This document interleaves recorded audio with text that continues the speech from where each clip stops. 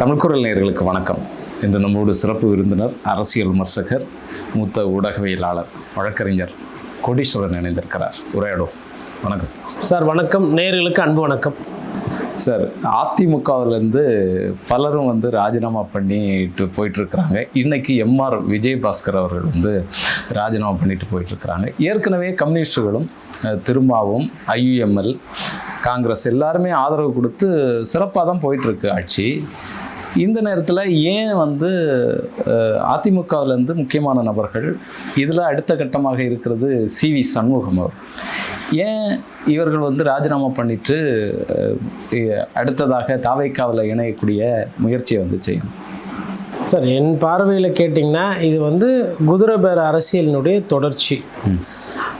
காரணமே இல்லாமல், சம்மந்தமே இல்லாமல் இன்றைக்கி எம்ஆர் விஜயபாஸ்கர் ராஜினாமா செய்கிறார். அப்போ என்னென்னா, அவர் போனது உண்மை, அந்த அணிக்கு எல்லாம் ஓட்டு போட்டாங்க. அவருக்கு அந்த மாவட்ட செயலர் பதவி என்பது முக்கியத்துவம் கொடுக்கப்படலை அப்படின்றது ஒரு காரணம். பட் அதை தாண்டி அந்த முதல் காரணமே என்னென்னா, இவங்களுக்கெல்லாம் ஒரு அமைச்சர் ஆகணும், நம்ம போய் அங்கே சேர்ந்தால் அங்கே எதனா செய்வாங்க அப்படின்றத எதிர்பார்ப்பு. இந்த வேலையை ஆரம்பித்தது இந்த தமிழ்நாட்டினுடைய முதலமைச்சர் ஐயா திரு ஜோசப் விஜயனுடைய கட்சியோ இல்லை அது நிர்வாகிகளோ இல்லை அவரே மறைமுகமாக, நமக்கு ஏதுன்றது தெரியாது. அந்த வேலை ஃபுல்லாக முடியல. அவர் அதை ஒரு நியாயப்படி ஜனநாயகப்படி அப்படின்னு பார்த்தா, அவர் என்ன பண்ணியிருக்கணும், அதிமுகன்ற ஒரு கட்சியோட தேர்தலுக்கு பிந்தைய ஒரு கூட்டணி ஒன்று வச்சுருந்தாருன்னா அது ஒயிட்டில் நடந்திருக்கும். இப்போது பில்டிங் வாங்குவாங்க நிறைய பேர். இந்த பில்டிங் வாங்கும்போது இந்த பெரும் பணக்காரர்கள் என்ன பண்ணுவாங்கன்னா, அல்பத்தனமாக ஒரு விஷயம் அவங்களுக்குள்ளே இருக்கும். இந்த கைட்லைன் வேல்யூ ஒரு அமௌண்ட் இருக்கும், அது காஸ்ட் ஒன்று இருக்கும். அதை என்ன பண்ணுவாங்க, குறைச்சி மதிப்பீடு பண்ணுறதோ இல்லை பாதி பணத்தை வெள்ளையில் கொடுக்குறது, பாதி பணத்தை கருப்பில் கொடுக்குறதுன்ற மாதிரி நடக்குது. அந்த தொழிலில் இருக்கிற ஒரு பிரச்சனை. இப்போ ஏழை பாழைகள் இல்லாதவங்க ஆயுசில் ஒரு வீடு வாங்குறாங்க. ஒரு 70 லட்ச ரூபா வீடை 10% 9% டேக்ஸ் கட்ட முடியல அப்படின்னு அவங்க ஏதோ பண்ணுறாங்க. இல்லை அந்த விலை கைட்லைன் வேல்யூ ரொம்ப ஏற்றிருக்குன்னா கூட என்னால் புரிஞ்சிக்க முடியுது. இப்போ இவர்கள்லாம் ஒரு அரசியலில் முன்மாதிரியாக இருக்க வேண்டியவர்கள். அப்போ முன்மாதிரியாக இருக்க வேண்டியவர்கள் ஒரு மாதிரி கீழ்த்தரமான ஒரு நான்காந்தர அரசியலை செய்கிறாங்க, முன்னெடுத்துறாங்க அப்படின்னும் பொழுது இது உண்மையிலே ரொம்ப கேவலம். பிஜேபி ஆர்எஸ்எஸ் எவ்வளோ பரவாயில்ல, இன்னும் போய் நிறைய பேர் என்ன பண்ணிக்கிட்டு இருக்காங்கன்னா, பாசிசம் பாஜக ஆர்எஸ்எஸ்னு தப்பாக கோல் போஸ்ட்டை வச்சுட்டு இருக்காங்க. தேர்தல் அப்போவே நான் சொன்னேன், இந்த தேர்தல் பாஜகவுக்கு உண்டான தேர்தல் அல்ல, இது டெல்லிக்கு தமிழ்நாடுக்கு உண்டான தேர்தல் அல்ல, இது இங்கேயே முடிவு பண்ணுற தேர்தல், முதலமைச்சர் யாருன்றதுக்கு தான் இந்த தேர்தல்ன்ற மாதிரி தான் நம்ம பேசிக்கிட்டோம். இன்னமும் ஒரு சில பேர் என்ன பண்ணுறாங்கன்னா, ஐயா திரு தாவேக தலைவர் விஜய் அவர்களோ இல்லை விஜய் அவர்கள் முன்னெடுக்கக்கூடிய அந்த அரசியலை எதிர்க்க தைரியம் இல்லாமல், இல்லை எதிர்க்க ஒரு திராணி இல்லை, இது ஒரு பாதி. அதாவது அவங்க சூழ்நிலை அப்படி, எல்லாரும் எதிர்த்து பேச முடியாது. அவங்களுக்கு ஒரு வியாபாரம் இருக்கும், வியாபாரத்தை ப்ரொடெக்ட் பண்ணணும், இல்லை சொத்து சேர்த்துருப்பாங்க, சொத்தை பாதுகாக்கணும், இப்படி ஒரு பாதி.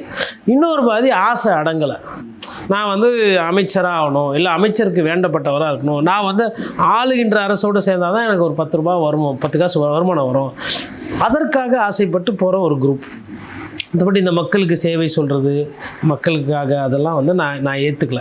இப்போது இவர் ஐயா இபிஎஸும் விஜயும் சேர்ந்து உட்காந்து பேசி ஒரு முடிவு எடுத்து, சரி உங்களுக்கு நான் ஒரு 8 அமைச்சர் தரேன் அப்படின்னு அன்றைக்கி பேசி முடிச்சிருந்தாங்கன்னா முடிஞ்சிட்ருக்கோம். இது எல்லாமே மறைமுகமாக கொல்லப்புறத்தில் திருட்டுத்தனமாக இருட்டில் பேசின காரணத்தினால நான் அதை அப்படி தான் பதிவு பண்ணோம். ஏன்னா இன்னோவா காரில் இருட்டில் தான் அந்த கையெழுத்து போடுறது வெளியில் வந்துச்சு. ஏன்னா தெரியாது. இப்போ ஒரு சில பேர் அப்படியா, அப்போ எப்படி நடந்தது அப்படின்வாங்களா, அதுக்கு பதில் தான் இது. இதுவரையிலும் பாஜகவும் அது ஒரு கேள்வி கேட்கல, கவர்னர் அலுவலகத்துலேயும் ஒரு கேள்வி கேட்கல. இது என்ன ஜனநாயகமாக இல்லை இது குட்டிச்சவரான்னு தெரியல. கண்ணெதிரில் அப்படி ஒரு விஷயம் நடந்தது. ஆதாரம் தாவேக்காவே வெளியிட்டு மாட்டிக்கிச்சு. அதாவது அமமுகவோட எம்எல்ஏவோட வீடியோ தாவேக்கா எப்படி வெளியிட்டுச்சு? அமமுகவும் தாவேக்காவும் ஒப்பந்தம் பண்ணிக்கல. தேர்தலுக்கு முந்தைய கூட்டணியில், தேர்தலுக்கு பிந்தைய கூட்டணி, இது ஃபஸ்ட்டு. ரெண்டாவது ஒரு 25 எம்எல்ஏ கண்ணெதிரில் ஓட்டை மாற்றி போடுறாங்க. இது ரெண்டாவது எவிடன்ஸு. மூணாவது எவிடன்ஸு, நேற்று ஐயா வைகோ கிட்டத்தட்ட அப்ரூவராகவே மாறிட்டார். அவர் தான் வெளிப்படையாக சொல்கிறாரு, எங்கள் எம்எல்ஏக்களை திமுக தொண்டர்கள் மக்கள் ஓட்டு போட்டதை ராஜினாமா பண்ணிவிட்டு நீங்கள் வாங்க, நான் அந்த 2 பேரை நான் எம்எல்ஏ வாக்குறது என் வேலை, நான் பிரச்சாரம் பண்ணுவேன் விஜய் உறுதி செஞ்சார். இது மூணாவது. இந்த 3 விஷயம் யாரோ மறைச்சி கிழிச்சி ஒளிச்சிலாம் பேசலை, கண்ணெதிரில் நடந்த விஷயங்கள். இதை விஜய் அவர்களால் வசீகரத்தால் இதை மறைக்க முடியும் அப்படின்னா அதற்கு இந்த ஜனநாயகம் பேசிக்கிற இவங்கெல்லாம் வந்து ஒத்து ஊதிக்கிட்டு ஏமாற்றிக்கிட்டு இருக்கிறாங்க. எல்லாரும் சேர்ந்து அவரோட அந்த பாப்புலாரிட்டியை பார்த்துட்டு, சார் பெரிய ஆளோ சின்ன ஆளோ தப்பு தான், அந்த நக்கீரா என்ன நல்லா பார்த்து பாருன்னப்போ முக்கண்ணை திறப்பினும் குற்றமே அப்படின்ற மாதிரி நமக்கு தமிழ் ஆசிரியர்கள்லாம் சொல்லி கொடுத்து வளர்த்தது. இப்போ என்ன ஆகி போச்சுன்னா, ஒரு சைடு வந்து குத்து டான்ஸ் போட்டு டான்ஸ் ஆடிக்கிட்டு வைப்பு பண்ணிட்டு போகுது, இன்னொரு சைடு குதிரை பேர் அரசியல் மிக ஜோராக போகுது. கிட்டத்தட்ட இது வந்து ஒரு 10-15 எம்எல்ஏக்கு உண்டான ஸ்கெட்சு. அதை ஒவ்வொன்றா அழகாக அந்த குதிரை பேரத்தை, அந்த அசிங்கத்தை, அந்த அவலத்தை தாவேக்கா அழகாக காயினை வித்துட்டு போகிறாங்க. அதற்கு நிறைய பேர் ஒத்துழைக்கிறாங்க, நிறைய பேர் அதுக்கு ஒத்து ஊதுறாங்க, முட்டு கொடுக்குறாங்க. இதையே வந்து திமுகவோ இல்லை இதையே அதிமுகவோ இல்லை இதையே பாஜக பண்ணியிருந்தா தமிழ்நாட்டில் இந்த நேரம் அப்படியே பொங்கி எழுந்திருப்பாங்க. இது தாவேக்கா நம்மளுக்கு பிடிச்ச கட்சி இதை பண்ணுது, நம்ம விஜய் அண்ணாக்கு வேண்டி இதை பண்ணுறாங்க அப்படின்னும் போது கப்சுப்புன்னு இருக்காங்க. இப்போ கூட்டணியில் இருக்கக்கூடிய கட்சிகளை வந்து எதுவுமே பேசலையே, அது அவர்களுடைய பிரச்சனை அப்படிங்கிற மாதிரி கம்யூனிஸ்டுகள் பேசுகிறாங்க. இப்போ காங்கிரஸ் என்ன சொல்லுதுன்னு சொன்னால், ராஜினாமா பண்ணிட்டு தானே வராங்க. முன்னாள் தமிழக காங்கிரஸ் தலைவர் பேசுகிறாரு, அவங்க ராஜினாமா பண்ணிட்டு தானே வராங்க, அந்த கட்சியிலேருந்து அப்படியே வரலையே, இது வந்து இந்த நேர்மையை நம்ம பாராட்டணும் அப்படின்னு சொல்கிறாரு. இதுக்கு பேர் நேர்மைனா, இப்போ கர்நாடகாவில் அதே நேர்மை நடந்தது பிஜேபி தலைமையில், இல்லை மத்திய பிரதேசத்தில் நடந்தது, இல்லை சிவசேனாக்கு எதிராக நடந்தது. அப்போ அன்றைக்கி அந்த மகாகத்பந்தன்லாம் உடஞ்சது மகாராஷ்டிரா. இது மாதிரி தான் ராஜினாமா பண்ணிட்டு தான் பண்ணாங்க. அப்போல்லாம் ஏன் அந்த நேர்மையை அம்மாம் சோப்பு போட்டு அவங்களுக்கெல்லாம் குளிப்பாட்டி உள்ள, உங்களுக்குன்னா நேர்மை, உங்களுக்குன்னா ரத்தம், மற்றவங்களுக்கு வந்து அது தக்காளி சட்னி. ஆனால் பச்சை பொய் சார். அதெல்லாம் மாற்றி பேசுகிற அந்த வார்த்தை எங்கேருந்து வருது? இப்போது ஐயா விஜயபாஸ்கர் எடுத்துக்கோங்க, கரூர் விஜயபாஸ்கர். இவர் ஃபஸ்ட்டு என்ன பண்ணார்னா, போலீஸ் மேலே எனக்கு சந்தேகம் இருக்குதுன்னு சொல்லி கிளப்பி விட்டார். கரூர் சம்பவம் நடந்த பொழுது செந்தில் பாலாஜி மீது சந்தேகம் இருக்குனார். அப்புறம் தேர்தல் நெருக்கத்தில் அங்கே தாவேக்கா வேட்பாளர் அதெல்லாம் நடந்த உடனே, இல்லை எனக்கு விஜயும் லேட்டாக வந்தார், எனக்கு ஒரு சந்தேகம் இருக்குது அப்படின்ற மாதிரி அங்கே லோக்கலில் ஒரு சில விஷயம்லாம் அவங்க ஆளுங்கிட்ட பேசும்போது, மக்கள்கிட்ட ஓட்டு கேட்கும் போதெல்லாம் அந்த சென்டிமெண்ட்டை வெளிப்படுத்துகிறார். அதாவது 40 பேர் இறந்தாங்க, இதெல்லாம் யாரு காரணம், என் தொகுதி, நான் எப்படி பார்த்துக்கிட்டேன் கரூர் அப்படின்லாம் இவர் அவங்கக்கிட்டலாம் வந்து பேசியிருக்கார். சரி, இது கேட்டால் ஆதாரம் ஒரு ஆதாரம் இருக்குது. ஆதாரம் கேட்குறவங்களுக்கு February 2026 இவர் எம்ஆர் விஜயபாஸ்கர் மேலே மண்ணு திருடின கேஸ் இருக்குது. என்ன திருடின கேஸு? மண்ணு திருடின கேஸ். காவேரி படுகையிலேருந்து 10 லோடு மண் ஏதோ வந்து இவருக்கு வேண்டப்பட்ட இடத்துல, இன்னொரு பேர், அவங்க பேர் விஜயலட்சுமி யாருன்னு தெரியல, அவங்களுக்கு வேண்டப்பட்ட ஒரு இடத்துல இருந்ததுன்னு சொல்லிட்டு டிஆர்ஓ தலைமையில் தாசில்தார்லாம் போய் பார்க்கும்போது அங்கே ஆற்று மண் இருந்தது உண்மை. அதுக்கு கொஞ்சம் மாதத்துக்கு சில பல வாரங்களுக்கு முன்னாடி விஜயபாஸ்கர் அவர்களுக்கு வேண்டப்பட்டவர்கள் அங்கே இருக்கிற விவசாயிகள் மண் எடுக்கிறாங்க. அதாவது என்னன்னா, ஒரு சின்ன வண்டி மாதிரி ஒன்று போகும், மாட்டு வண்டி மாதிரி. அதில் என்ன பண்ணுவாங்க, போயிட்டு ஒரு 20 அண்ணன் கூட இல்லை ஒரு 40 அண்ணன் கூட தூக்கி டக்குன்னு வாரி போட்டு எடுத்து வந்துடும். யாருன்னா கேட்டால் எதுக்குன்னா நான் வீடு கட்ட எடுத்துகிட்டு போகிறேன்னுவாங்க. அது பார்க்குறது வந்து கம்மியாக இருக்கும். இது பாவம் ஏதோ வீட்டுக்கு கட்டின்னு போகிறாப்புல, பார்த்தா வந்து வேட்டியை கட்டு லுங்கியை கட்டிகிட்டு இருக்காப்புல, இவர் மேலே என்ன கேஸுன்னு சொல்லி விட்ருவாங்க. இது எல்லா இடத்துலையும் ரொம்ப நாளாக நடக்குது. இது வந்து அந்த காலத்துலேருந்து நடக்குது. அதாவது ஒரு 300-400 வருஷமாக வீடு கட்டுறதுக்கு ஆற்று மண்ணிலேருந்து எடுக்கிறதுன்றது வந்து நம்ம புராண காலத்துலேருந்து பேசப்படுறது இருக்குது.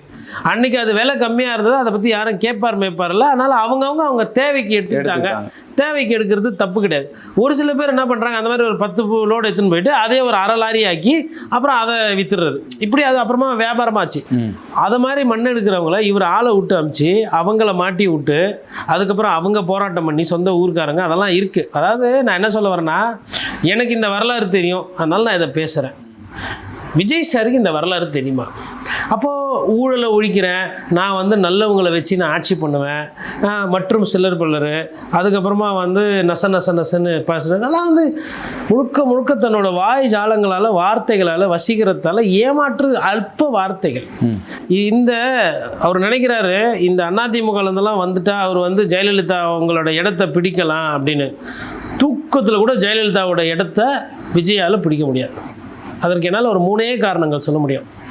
முதல் காரணம், ஒரு அமைச்சர் மீது விமர்சனம், போதை மாத்திரை பயன்படுத்தினதா சொல்லி விமர்சனம், குற்றச்சாட்டு. இவ்வளோ பிரச்சனையாகி இன்னைக்கு திமுக அங்கங்கே போராட்டத்தை பண்ணும்போது காவல்துறை அனுமதி மறுப்பு. இதே காவல்துறை தாவேகாவினர் வந்து இந்த மாதிரி போராட்டம் பண்ணப்போ மறுப்புன்னப்போ என்னென்ன கற்றுனீங்க, நீங்கள் என்னென்ன பேச்சு பேசுனீங்க. இன்னைக்கு நீங்கள் ஆட்சிக்கு வந்தால் அதே போதை பற்றி யாருன்னா பிரச்சாரம் பண்ணுறாங்க இல்லை எதிர்ப்பு பேசுகிறாங்கன்னா நீங்கள் வந்து ஒடுக்குமுறை பண்ணுறீங்க. ஜெயலலிதா இதெல்லாம் இவ்வளோ ஒருத்தளவு வளர விட மாட்டாங்க. உடனே கூப்பிட்டு அந்த அமைச்சரை ராஜினாமா பண்ண சொல்லிவிட்டு மேலே குற்றச்சாட்டு வச்சுருக்காங்க. குற்றச்சாட்டு இல்லை நான் நம்புகிறேன், கட்சியை விட்டு நீக்கலை, அதை நீங்கள் சரி செஞ்சுட்டு நீங்கள் வாங்க. நிறைய அமைச்சரை அவங்க ராஜினாமா பண்ண வச்சுருக்குறாங்க. ஓகேங்களா? ஸோ அது அவர் பண்ணல. இன்னொன்று முடிவெடுக்கிற விஷயத்தில் ரேசர் ஷார்ப்பு கிளாரிட்டி. எதை பதவி யாருக்கு போடணும், எதுக்கு போடணும், என்ன போடணும்னு தெரியும். ஒரு காலம் அவங்களுக்கு சிகை அலங்காரம் பண்ணவங்க, அவங்களுக்கு கேமரா அழகாக வச்சவங்க, அவங்களுக்கு பிடித்த பத்திரிகையாளர், அவங்களுக்கெல்லாம் கூப்பிட்டு பதவி கொடுக்கல. எங்கள் சோ ராமசாமிக்கு எதனா பதவி கொடுத்தாங்களா? சோ ராமசாமிக்கு இருந்த அரசியல் புரிதலுக்கு பெரிய பதவி. பகவான் சிங் நிறைய நேரத்தில் வந்து பகவான் கிட்ட இது என்ன Singh what is your suggestion அப்படின்வாங்க. ஏன்னா பகவான் Singh is an expert in Lankan politics.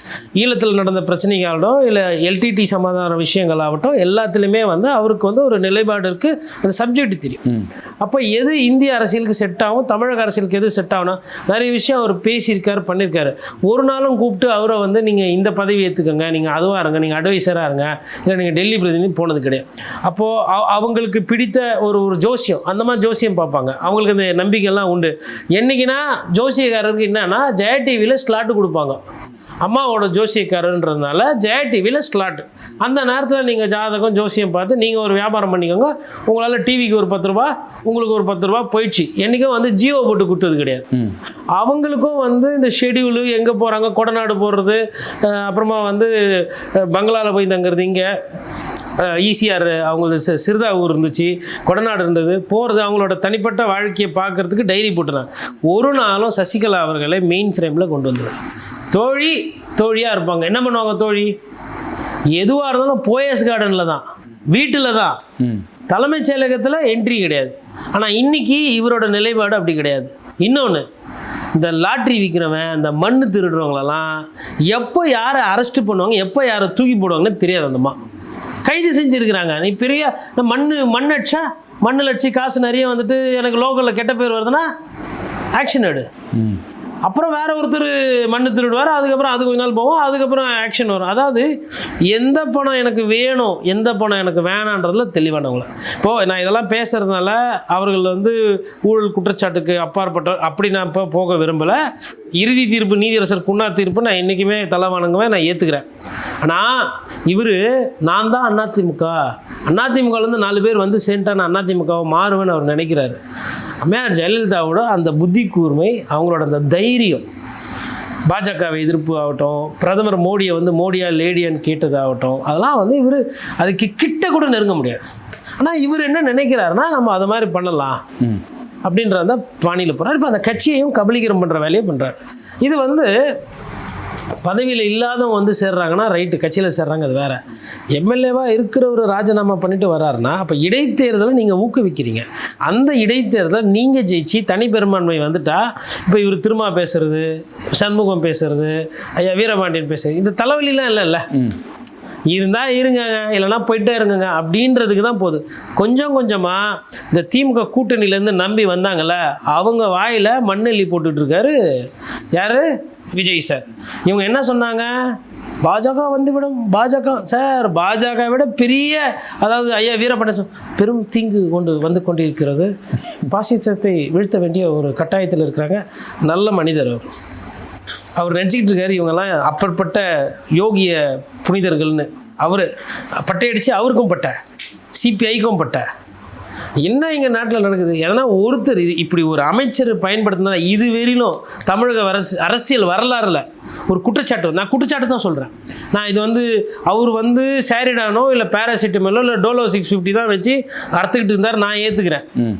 ஆனால் வட இந்தியாவில் இருக்கிற ஊடகங்களில் இந்தியிலையும் இங்கிலீஷ்லேயும் போட்டு கிளின்னு கிழிச்சிக்கிட்டு இருக்கிறான், மான மரியாதை போகிற அளவுக்கு கிழிக்கிறான்.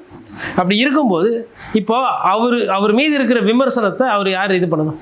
ராமாயணத்தில் என்ன கதை? சீதை மீது ராமருக்கா சந்தேகம்? 4 பேர் 4 விதமாக பேசுகிறான், 4 பேர் 4 விதமாக பேசுகிறான். அரசனோட குடும்பம் விமர்சனத்துக்கு அப்பாற்பட்டு இருக்கக்கூடாது, அதனால் நீங்கள் போய் நெருப்பில் போய் இது பண்ணுங்கன்னாப்ல. அதில் உடன்பாடு இருக்காது தமிழ்நாட்டில் இருக்கிற நிறைய பேருக்கு. ஏன்னா 4 பேர் 4 விதமாக பேசுவான். அதுக்கோகிற நீ வந்து வீட்டில் இருக்கிறவங்கள அவங்கள அனுப்பியா, எங்களுக்கு அம்மா மாதிரி தாய் மாதிரி அனுப்பிவானோன்னா அதான் கதை. இப்போ எதுக்குன்னா ராமருக்கு ஒரு கடினமான ஒரு இது. அதே மாதிரி நீங்கள் ஜூலியஸு அவங்களோட கதைக்கு எடுத்துட்டாலும் இன்னாரோட மனைவி ஒரு சொல்லுக்கு ஆளாகக்கூடாது, செயலுக்கு ஆளாகன்னு சொல்லலை, சொல்லுக்கு ஆளாகக்கூடாது, சொல்லுக்கே வராத அளவுக்கு தவிர்க்கணுன்றார் பெரும்பாட்டனார். திருவள்ளுவர் என்ன சொல்கிறார், ஐயா டேய் ஒரு விஷயத்தை நீ மனசால் ஒரு தீங்கையோ இல்லை ஒரு தப்பு பண்ணுன்ற ஒரு நினைப்ப மனசில் நீ அதை யோசித்து பார்த்தினாலுமே அது குற்றம்.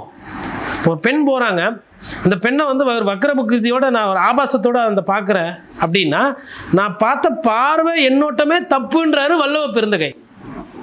இப்படி தான் வந்து புராண கதைகள் ஒரு கௌரவமாக ஒரு வாழ்க்கை நெறிமுறைன்ற மாதிரி போயிட்டுருக்கு. இவங்க வெக்கமே இல்லாமல் கேஸ் இருக்கிறவங்க, மண்ணு திருடினவங்க, போதை வஸ்து பண்ணவங்க, அப்புறமா வந்து குட்கா வாங்கி கேஸில் மாட்டினவங்க, லாட்ரி வியாபாரம் பண்ணுறவங்க, அப்புறம் இன்னும் என்னென்ன வியாபாரம் பண்ணுறவங்களாம் சேர்த்துக்க போகிறாங்க தெரில, சேர்த்துக்கிட்டு நாங்கள் தான் மக்கள் சக்தி எங்களுக்கு இருக்குதுன்னு சொல்லிட்டு பண்ணிட்டு, இதெல்லாம் மக்கள் சக்தியா? இது என்ன சக்தி இது? ஆனால் இது என்னன்னா இப்போ பாருங்கள், இன்றைக்கி காலையில் வந்து போராட்டம் பண்ணுறாங்க, திமுக அனுமதி கேட்குது. இப்போது எக்மோரில் இங்கே திமுக பகுதி செயலர், திமுக வட்ட செயலர் அவங்கெல்லாம் ஒரு குரூப்பாக போய் போராட்டம் பண்ணுறதுக்கு இது பண்ணுறாங்க. நைட்டு கொடுக்குறதா 1 மணிக்கு பர்மிஷன் இல்லை அப்படின்னு சொல்லி இது பண்ணுறாங்க. அப்போ வந்து அங்கே இப்போ என்ன பிரச்சனை அப்படின்னு பார்த்தா, அதாவது ஒரு அரை மணி நேரம் விட்டா அவங்களே போராட்டம் பண்ணிவிட்டு கலைஞ்சி போயிடுவாங்க, அவ்வளோதானே. அவன் வெயில் அடிக்கிற வெயிலில் என்ன 3 மணி நேரம் உட்காந்து இருக்க போகிறாங்களா? இப்போ இன்றைக்கி இப்போ எக்மோருக்கு எம்எல்ஏ வந்து சட்டமன்ற உறுப்பினர் ஐயா ராஜ்மோகன், ஒரு அமைச்சர், பரந்தாமன் கிடையாது, சேகர்பாபு அவர்கள் ஆக்டிவாக இல்லை. இங்கே இருக்கிற கட்சிக்காரங்க, பகுதி செயலர், வட்ட செயலர், 4 கட்சிக்காரங்க சேர்ந்து அவங்களால சக்திக்கு என்ன பண்ண முடியுமோ அதை போராட்டமாக பண்ணுறாங்க. இப்போ அவங்களுக்கு வந்து ஊர் பாசம் இருக்குது. ஊரில் வந்து நம்ம ஊரில் இருக்கிற பசங்களுக்கு ஒரு விழிப்புணர்வு, அதை தாண்டி ஓகே இது தாவேக்காவை எதிர்த்து அரசியல் பண்ணுறது அவங்களுக்கு ஒரு வாய்ப்பு, ஒரு அரசியல் கட்சி ஒரு வாய்ப்பு வந்து கீழ் லெவலில் முதல்ல ஒரு போராட்டத்தை முதல்ல நான் என்ன சொல்கிறேன்னா, இப்போ மாசு வந்து சைதாப்பேட்டையில் பேசிகிட்டு இருக்கிறார். இப்போ என்னன்னா இது என்ன இதெல்லாம் விளக்கம்லாம் சொல்கிற மாதிரி இல்லையாப்பா? ஏன்னா அவருக்கு சுகாதாரத்தை பற்றி ஓரளவுக்கு தெரியும், அவரோட மகன் வந்து மருத்துவர், அவர் கன்சல்ட் பண்ணியிருப்பார், நிறைய டாக்டர்ஸ்லாம் அவருக்கு தெரியும். உண்மையிலே வந்து மாத்திரை இப்படி தான் வந்து டெபிட் கார்டு இல்லை கிரெடிட் கார்டை வச்சு நசுக்குவாங்களா, இல்லை பாலூட்டியில் மாத்திரையை குழைச்சி குழந்தைங்களுக்கு ஊற்றுவாங்களா என்னன்றது அவர் அதை விசாரிக்கிற அளவுக்கு அவருக்கு தகுதி, எக்ஸ்பீரியன்ஸ் இருக்குது. அவரும் ஒரு பத்திரிகையாளர் சந்திக்கிறார். இப்போ அந்த பத்திரிகையாளர் சந்தி போய் நிறுத்த முடியுமா நீங்கள்? அப்போது இங்கே ஏதோ கீழே அவங்க வந்து ஒரு போராட்டம் பண்ணுறாங்க, கட்சிக்காரங்க 4 கட்சிக்காரங்க. இப்போ இது ஆல்ரெடி கிருஷ்ணமூர்த்தின்னு சொல்லிட்டு முன்னாள் திமுக கவுன்சிலரு ஒரு 2-3 வருஷத்துக்கு முன்னாடி ஆர்எஸ் பாரதி கிட்டே போயிட்டு ஓரலாக, ஆனால் சென்ட்ரல் ரயில்வே ஸ்டேஷன்லேருந்தும் எக்மோர் ரயில்வே ஸ்டேஷன்லேருந்தும் வட இந்தியாவிலேருந்து வரானுங்க, பொட்டலமாக எடுத்துன்னு வந்து கஞ்சா விற்கிறானுங்க, இது பெரிய பிரச்சனையாக இருக்குது. அங்கங்கே வட சென்னையில் இருக்கிற ஒரு சில இடத்துலலாம் வந்து சின்ன சின்ன பசங்களாம் நாசமாகறாங்கன்னு சொல்லி அவங்க ஒரு சில போலீஸ்க்கு ஃபோன் பண்ணி இதெல்லாம் ஆக்ஷன் எடுங்கன்னு சொல்லியிருக்கிறாங்க. இதெல்லாம் நடந்தது. அதாவது ஒரு கட்சி, ஆளுங்கட்சி வெளிப்படையாக அப்படியே சொல்லி பண்ணால் அசிங்கமாக இருக்குன்றதுனால கிருஷ்ணமூர்த்தி போன்றவர்கள் முன்னாள் கவுன்சிலர்கள் வந்து போய் பண்ணுறாங்க. இன்னைக்கு அந்த தொகுதியினுடைய பகுதி செயலர் சுதாகர் சொல்லிட்டு சுதா வந்து அவர் ஒரு 4 பேரை கூப்பிட்டு போதெல்லாம் இருக்கக்கூடாது. அதாவதுங்க திமுகன்ற ஒரு கட்சியை விட்டுருங்க, இப்போ இந்த கிருஷ்ணமூர்த்திக்கும் சுதாக்கும் என்ன வேணும்? எங்கள் ஊர் பிள்ளைங்க கெட்டு போகக்கூடாது, புளியாந்தோப்பில் கெட்டு போகக்கூடாது, பெரிமேட்டில் கெட்டு போகக்கூடாது, அம்ஜிகரையில் கெட்டு போகக்கூடாது, எம்ஆர் நகர் சர்மா நகரில் கெட்டு போகக்கூடாது, வியாசார்படியில் கெட்டு போகக்கூடாது. இது அந்தந்த ஊர் அந்தந்த கட்சிக்காரங்களுக்கு அந்த ஆசை இருக்கலாம்ல. இதில் இவர் அரை மணி நேரம் 1 மணி நேரம் பர்மிஷன் கொடுக்கல, என்ன ஆகிட போகுது? நீங்கள் போராட்டம் பண்ணிட்டு பண்ண போகிறாங்க. அதாவது மேலே இந்த அமைச்சர் மீது இருக்கக்கூடியதுக்கு அமைச்சர் ஒரு விளக்கம் கொடுக்குறாரு, அதை யாரும் ஏற்றுக்கல, ஏற்புடையதாக இல்லைன்ற மாதிரி சொல்கிறாங்க. பட் அதை தாண்டி நீங்கள் ஒரு முதலமைச்சராக என்ன நடவடிக்கை எடுக்கிறீங்க? பாலியல் சீண்டல் 4 கட்சிக்காரங்க மீது திமுகனுடைய எதிர்க்கட்சி தலைவர் சட்டமன்றத்தில் பதிவு பண்ணுறாங்க. சட்டமன்றத்தில் இந்த மாதிரி ஒரு விஷயம் வரப்போகுது அப்படின்னு தெரிஞ்சதுனாவே முன்னாலே வந்து நடவடிக்கை எடுத்துட்டு உன்னோட கேள்வி இர்ரிலவெண்ட். கேஸு ஆயிருக்கு, புக் பண்ணியிருக்கிறாங்க, விசாரிக்கிறாங்க, உண்மைன்னா ஜெயிலுக்கு போவாங்க, நிரபராதினா ஜெயிலை விட்டு வெளியில் வந்துடுவாங்க. நிரபராதி குற்றம் ப்ரூவ் பண்ணப்பட்டால் தண்டனை, குற்றவாளி இல்லை என்றால் நிரபராதி, முடிஞ்சு போச்சு. வேற என்ன அடுத்த கேள்வி? இது அம்மையார் ஜெயலலிதா.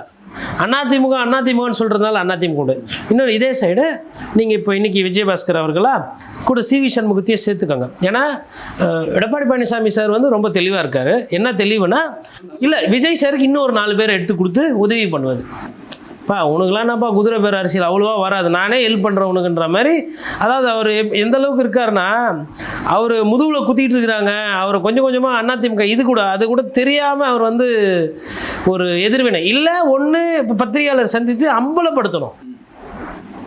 நேராக ஒரு 500 கட்சிக்காரங்களை கூப்பிட்டுட்டு பனையூர் போங்க, நீ எதுக்கு இன்ஸ்டால்மெண்ட்டில் சேர்க்குற, நானே 500 பேர் எடுத்துன்னு வந்துருக்கிறேன், உனக்கு தேவை இந்த மாதிரி தானே எடுத்துக்கோ. ஏன்னா உங்களால் வந்து தெருவா போய் பிரச்சாரம் பண்ணி ஓட்டு கேட்டு போஸ்டர் ஒட்டிலாம் கட்சியை வளர்க்க முடியாது. இந்த மாதிரி வேறு எதுலனா இருந்ததுன்னா, இந்த குயில் எப்படி சொந்தமாக கூடு கட்ட முடியாமல் காக்கா கட்டினத்தில் போய் முட்டையிட்டு பொறிச்சிக்கும், அந்த மாதிரி கேவலமான ஒரு கட்சி நீங்கள் நடத்துகிறீங்க. ஆனால் நானே இட்டுன்னு வந்திருக்கிறேன், இது சேர்த்துக்கோ, யாரெல்லாம் சேர்க்கணுமோ சேர்த்துக்கோ அப்படின்னு கிழிக்கணும். அவரும் வந்து சட்டமன்றத்தில் விஜய் சார் சம்மந்தம் இல்லாத படம் காட்டின உடனே, விஜய் சார் படம் காட்டின உடனே அவரும் படத்தை பார்த்து ரசிக்கிறார். இது வந்து இதை யார் தடுக்கிறது, யார் கேள்வி கேட்குறது? அதிமுகன்ற ஒரு பெரிய கட்சிக்கு, எடப்பாடி பழனிசாமின்ற ஒரு கட்சி தலைமைக்கு எதிராக இவ்வளவு கேவலமான அரசியல் நடந்துக்கிட்டு இருக்குது. அவர் இல்லை கத்தணும், ஐயோ அம்மா அப்பா பண்ணுறது கேவலம், அக்கிரமம், அநியாயம், இது ரொம்ப மட்டமான அரசியல், இப்போ டே நாங்கள் கூட பண்ணோம் அரசியல், இவ்வளோ கேவலமாக பண்ணலை அப்படின்னு யார் சொல்லணும்? யார் வயிற்றில் வயல் அடிச்சுட்டு அடிக்கணும்? அவர் என்னடானா கம்முன்னு இருக்கிறாரு. சரி, மாவட்ட சார் மாற்றிட்டீங்க, புதுசு போட்டீங்க, அந்த கட்சியில் ஆள் இருக்குது, அப்புறம் யார் கேள்வி கேட்குறது? ஒவ்வொரு இப்போ பத்திரிகையாளரும் பார்த்தீங்கன்னா கொஞ்சம் கொஞ்சமாக வந்து, ஏங்க நான் என்ன கேட்குறேன், பத்திரிகையாளர் கொண்டு என்னங்க தலையெழுத்தா அரசை எதிர்த்து கேள்வி கேட்கணுன்னு? நீங்களாம் வந்து என்ன பண்ணுறீங்க? என்ன இப்போ கோர்ட்டு கேஸு போடுறீங்க, அதை தாண்டி ஒவ்வொன்றா போயின்னு இருக்குதே. கோர்ட்டும் வேடிக்கை பார்க்குது. இன்னைக்கு ஒரு ராஜினாமா, நாளைக்கு ஒரு ராஜினாமா. அப்போ இங்கே இந்த நாட்டில் இது யார் கேள்வி கேட்குறது? இப்போ என்ன தேவை? இப்போ உடனே இப்போ இடைத்தேர்தல் வர என்ன தேவை? யாருக்கு தேவை? தாவேக்கு தேவை. அப்போ இது பண்ணுறாங்க, யாருமே இல்லையா நியாயத்தை கேட்குறதுக்கு? இப்போ இதில் திமுக அதிமுகன்றதை ஒதுக்கிடுங்க சார். இவர் பண்ணுறது நியாயம்னு சொல்லிட்டு கம்யூனிஸ்ட் கட்சியில் அவங்கள சிபிஐலையோ சிபிஎம்லையோ இந்த தலைமை பொறுப்பில் இருக்கிறவங்க சொல்லக்கூடாது. சண்முகம் எல்லாம் கேட்டிங்கன்னா வேறு எதுனா டெக்னிக்கலாக பதில் சொல்லிட்டு எஸ்கேப் ஆகிடுவார். அங்கேயே நிறைய பேர் இருக்கிறாங்க. நான் இந்த நம்பிக்கையில் சொல்கிறேன், கம்யூனிஸ்ட் தொடர்கள் இருக்கிற நம்பிக்கையில் சொல்கிறேன். முக்கியமான பொறுப்பில் இருக்கிற ஒரு 10 பேரை கூப்பிட்டு விஜய் சார் பண்ணுறது அரசியல் நல்ல அரசியல்னு அவங்க சொல்லட்டும். நான் போன்ற பத்திரிகைகள் அதுக்கப்புறம் விமர்சனம் பண்ணுறதே நிறுத்திடும். நாம் தமிழ் கட்சி சொல்கிறது, அதிமுக சொல்கிறது, திமுக சொல்கிறது கூட வேணாம். கம்யூனிஸ்ட் கட்சியில் யாருன்னா ஒரு 10 பேர் பெரிய மனுஷன் இல்லைங்க இது பண்ணுறது சரி சொல்லட்டும், அப்புறமா விட்டுடலாம். இதெல்லாம் கேவலம். இதே பிஜேபி பண்ணியிருந்தா அப்படியே தமிழ் தேசியம், தமிழ் சொந்தம், தமிழ் வீராவேசம் அப்படி பேசி வயிற்றுல வாயில அடிச்சு கத்திருப்பாங்க இவங்களாம். இல்லை, இதை வந்து சாதாரணப்படுத்தக்கூடிய வேலை வந்து நடக்கா, சாதாரண விஷயந்தான் அப்படிங்கிற மாதிரி நடக்கா. இப்போ அவர் செங்கோட்டையன் அவர்கள் பேசியிருக்கிறாரு, ஒரு கட்சியிலேருந்து இன்னொரு கட்சிக்கு அப்படி வர்றது சகஜமான விஷயந்தான், மத்திய அரசாங்கமே பண்ணியிருக்கு, பாஜகவை பண்ணி. அவர் எப்படி சார் அதை பேச முடியும்? அவரே அதை பண்ணவர் தானே சார். ஒரு சிலர் வந்து சொல்லுவாங்க, நான் செத்து போயிட்டா என் கட்சி கொடியை என் மேலே போட்டு அனுப்புங்கன்னு. அந்த சொல்ல வந்து 100ல் ஒரு 70-80% தொண்டர்கள் காப்பாற்றுவோம். கம்யூனிஸ்ட் கட்சியில் ஒரு 98% காப்பாற்றுவாங்க அது அந்த வார்த்தையை. அதுக்குள்ளே பார்த்திங்கன்னா உட்பிரிவாக இருக்கும், சின்னதாக இருக்கும். எம்னுவாங்க, எம்எல்னுவாங்க, ஐன்னுவாங்க, அப்புறம் மார்க்சிஸ்ட் லெனினிஸ்டில் இன்னொரு உட்பிரிவுன்னுவாங்க, அப்புறம் ஒர்க்கர்ஸ் யூனியன், ட்ரேட் யூனியன்வாங்க. லெஃப்ட்டு சிந்தனை இருக்கும், ஆனால் நாங்கள் லெஃப்ட்டோட ஃபுல்லாக ஒத்து போக மாட்டோம்லாம் சொல்லுவாங்க. அப்போ அவங்களாம் பார்த்திங்கன்னா செவ்வணக்கம்னு சொல்லி செங்கொடியை வந்து என் மேலே போடணும்னா செங்கொடியோடு தான் நான் சாவேன்.